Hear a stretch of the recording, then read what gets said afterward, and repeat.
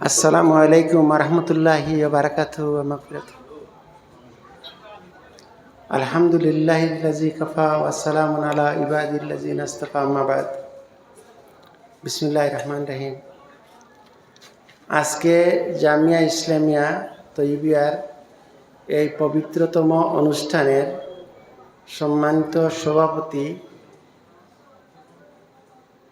কেন্দ্রীয় কাজী শরীয়ত বন্ধুবর মৌলানা ইসমাইল আলী সাহেব, এখানে উপস্থিত আমার সম্মানিত মুরব্বিয়ানে কেরামগণ,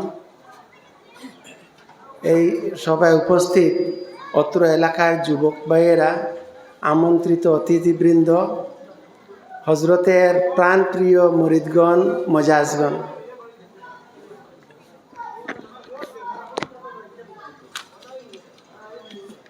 এই মাদ্রাসা আলহামদুলিল্লাহ হজরতের একটি স্বপ্ন। এটা একটা সাধারণ মাদ্রাসা নয়। এই জামিয়া ইসলামিয়া এটা কোনো সাধারণ মাদ্রাসা নয়। হজরতে আমিরে শরীয়ত সানি রহমতুল্লাহ আলাইহির একটি স্বপ্নের মাদ্রাসা, এটা প্রাণের মাদ্রাসা। এই মাদ্রাসা প্রতিষ্ঠার সময় হজরত এখানে বসেছিলেন, উনার কিনারে মৌলানা মুস্তফা সাহেব বসেছিলেন। একটি ভিডিও আছে আমার নিকট। তিনি বলেছিলেন বিভিন্ন রাজ্যে সরকারি মাদ্রাসাগুলো বন্ধ হয়ে যাচ্ছে, ত্রিপুরা কথা তিনি উল্লেখ করেছিলেন। আমাদের রাজ্য কখন বন্ধ হয়ে যেতে পারে তা ঠিক বলা যায় না। তাই দ্বীনে ইসলাম এবং শরীয়তের খেদমত তো আমরা বন্ধ করতে পারি না। আমাদের কওমি মাদ্রাসার প্রয়োজন আছে। আল্লাহর অলির এই কথাটা ওনার ওফাতের পরেই প্রতিফলিত হচ্ছে যে আমাদের আসামেও সরকারি মাদ্রাসা বন্ধ হয়ে গেল। এই মাদ্রাসা শুধু আমাদের হাইলাকান্দির গৌরব নয়, এটা সমস্ত বরাকবাসীর গৌরব। আজকে সর্বভারতীয় ফেকা কাউন্সিল এবং ফেকিয়ে যে ওয়ার্কশপ এখানে হয়েছে, সেটা আমাদের গৌরব নয়, সেটা সমস্ত বরাকবাসীর গৌরব। এখানে বিদগ্ধ আলিম ওলামাগণ এসেছেন, মুফতিয়ানকল এসেছেন। এখানে এই মাদ্রাসার খেদমতে যারা উস্তাদগণ রয়েছেন, অত্যন্ত যোগ্য আলিম, এখানে হেড মৌলানা থেকে শেখুল হদিস থেকে যারা আছেন, আমাদের সবাই আমাদের চিনা জানা। এখানে একাডেমিক কাউন্সিলে যারা ছিলেন, আমার মৌলানা শাহাবুদ্দিন সাহেব, হিফজুর সাহেব, আমিও আমাকে বারবার দায়িত্ব দেওয়া হয়েছে। হজরত এই মাদ্রাসা নিয়ে উনার উফাতের সামান্য দিন পূর্বে বারবার চিন্তা করেছেন মাদ্রাসা কিভাবে চলবে, মাদ্রাসা আগামী দিনে আমাদের দ্বীন ইসলাম কিভাবে প্রতিষ্ঠিত থাকবে, তার জন্য সংবিধান রচনা করেছিলেন। আমি এক নদন্য অদমকে তিনিও বারবার ডাকতেন। হজরতের লেখার পর তার লেখার জায়গা নেই, তথাপি আমাদের যেখানে আসতো আমরা লিখে দিতাম। হজরত সেগুলা ইনক্লুড করে নিতেন, গ্রহণ করে নিতেন। ভাই, হজরতের আমরা আল্লাহ পাক রব্বুল আলমিনের নিকট দোয়া করি, আল্লাহ পাক রব্বুল আলম যেন হজরতকে জান্নাতুল ফেরদৌস নসিব করেন। আপনারা বলুন আল্লাহুম্মা আমিন। হজরতের সুযোগ্য সাহেবজাদা হজরত মৌলানা আবুল খয়ের মাহবুব বড়ভুঁইয়া, আপনারা জানেন, অত্যন্ত কঠিন রোগে আজকে ওনার অপারেশন হয়েছে কয়েকদিন পূর্বে।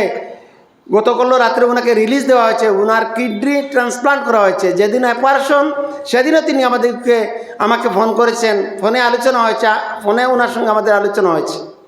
উনি সেখানে যাওয়ার পূর্বে আমি আমার সঙ্গে আমাদের আল-তৈব ফাউন্ডেশনের ভাইস প্রেসিডেন্ট ডক্টর হিফজুর সাহেব, মৌলানা হাসানুজ্জামান, হিফজুর রহমান মজুমদার, সবাইকে নিয়ে তিনি মিটিং করেছিলেন।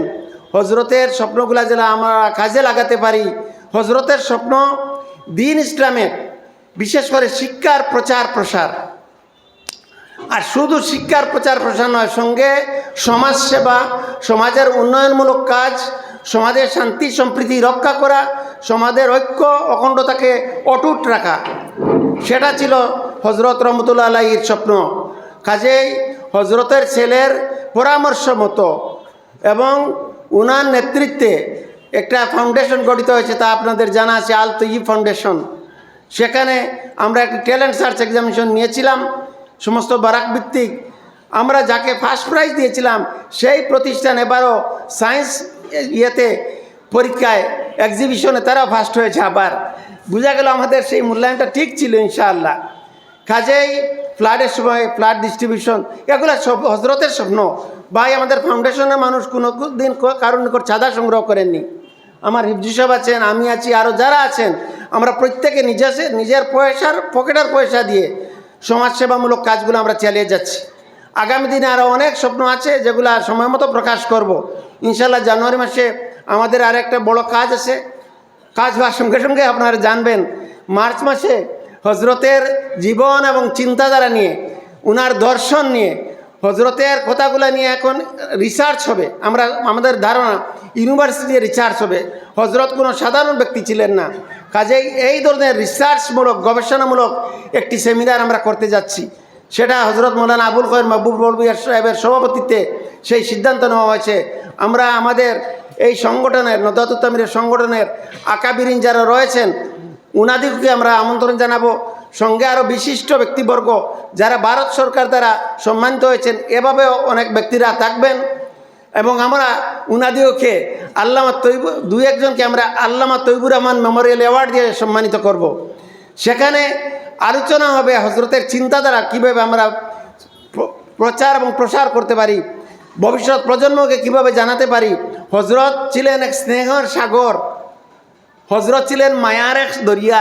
আমি গ্রাম্য ভাষায় বলতে হলে আমরা গেছি হজরতের নিকট, যাওয়ার পরে বুঝতাম আমাকে হজরতের সবচেয়ে বেশি ভালো ফাইন, ঠিক না কোন চাই আপনারা যাই নাই সইন মন করছেন হজরতে তো আমার সবথেকে মায়া করইন। এটা হইল অলি অকলের এক কেরামত। আমার হিফজু সাহেবের জিকাই হজরতে আপনার কেমন মায়া করতা হইবা স্যার তা হইল আপনি আমার তো অসম্ভব মায়া করতা, যে কোনো এক বাইরে জিগাইলে তানে জিগাইলে হইবা হজরতে মায়া করতা। কাজেই আমাদের সঙ্গে মানুষ আমি এবং দীর্ঘদিন শুনেন আপনাদের দোয়া এবং আশীর্বাদে অনেক সুযোগ পেয়েছিলাম। হজরত আমাদেরকে স্নেহ করতেন, আমার গভর্নিং বডির প্রেসিডেন্টও ছিলেন। হজরত 2009 হজে যাওয়ার সময় আমি এক নালায়ককে, আমি উনার ভাই আরও দুজন, আমরা 5 জন একটা গ্রুপে ছিলাম। হজরত আমাকে সঙ্গে নিয়েছেন, সেখানে হজরতের কেরামতি আমরা দেখেছি। হজ করার পর মানুষ যখন মদিনা শরীফ যান, কোনো সময় কিছু মানুষের 40 মাস সম্ভব হয় না। আমরা সেখানে গিয়ে 8 দিন নয় আর 4 দিন ফাজিল পেয়েছি। আমরা মনে মনে ভাবলাম যে এটা হজরতের নবী করিম সাল্লাল্লাহু আলাইহি ওয়াসাল্লামের যে সম্পর্ক, সেখানে আমাদের দাওয়াত বাড়িয়ে দেওয়া হলো আর 4 দিন আমরা থাকলাম। সেদিন আমি শুনলাম একটি তকরিরে বলছেন মৌলানা আব্দুল বাসিত সাহেব, হজরতকে কোনো একদিন বলা হলো বাদ হজুর আপনি একটা খাপ হইন না, আপনি এক কাপ হইন। তাই তো আর কই না, জুরাজুরো করি কইতে তাই কইলা ওই আমি আর দেখি আর ওর হজরের নামাজের সময় হলা আর নবী করিম সাল্লাল্লাহু আলাইহি ওয়াসাল্লাম আইয়া আমারে আতর মাখাই দিতরা কইলা, এটা গুমানি লাগে না অলিয়কলর আল্লাহ তো ওলা হয় ও তাই দিন হজাগ হজরত নবী করিম সাল্লাল্লাহু আলাইহি ওয়াসাল্লাম দেখিলাম। আমার কথা আমি সংক্ষিপ্ত করিনি আর হজরতর আল্লাহ দরজারে বুলন করতাম, তান আল্লাহ তান আদর্শে আমরা আদর্শান্বিত হইতাম। আমরা মাঝে কোনো হিংসা বিদ্বেষ থাকতো না। ভাই আমরা যেটা কাজ করি, আমার হিফজু সাহেবে যেটা কাজ করে ওনারা মানুষ হিংসা করেন আমরা রে। আর হজরতের দেখছি যারা সমালোচনা করেন তাই না আর বেশি মায়া করেন। আমরা ওটা শিখে লইছি। আমরা হিংসা করলে আমরা মহব্বত করি।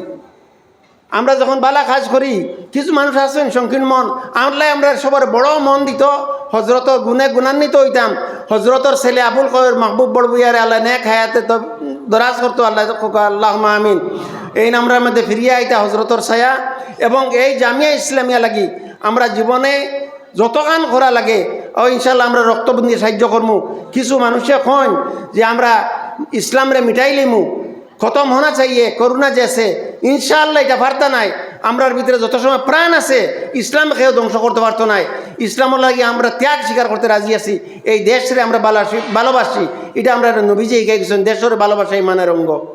কাজে এই 2-4টা কথা কইয়া আপনার আরে গেছে আমি ওখানে কইমু আল্লাহ পাক রব্বুল আলামিনের জন্য এই মাদ্রাসার ভবিষ্যৎ যেন আরও সুন্দর করেন, এখান যেন আরও এগিয়ে যায়, এখান যেন একটা বিশ্ববিদ্যালয়ে রূপান্তরিত হয়। এই কথাগুলো বলিয়া আমি আমার ক্ষুদ্র বক্তব্য শেষ করলাম। ওয়া আখিরু দাওয়ানা আনিল হামদুলিল্লাহি রাব্বিল আলামিন। আসসালামু আলাইকুম।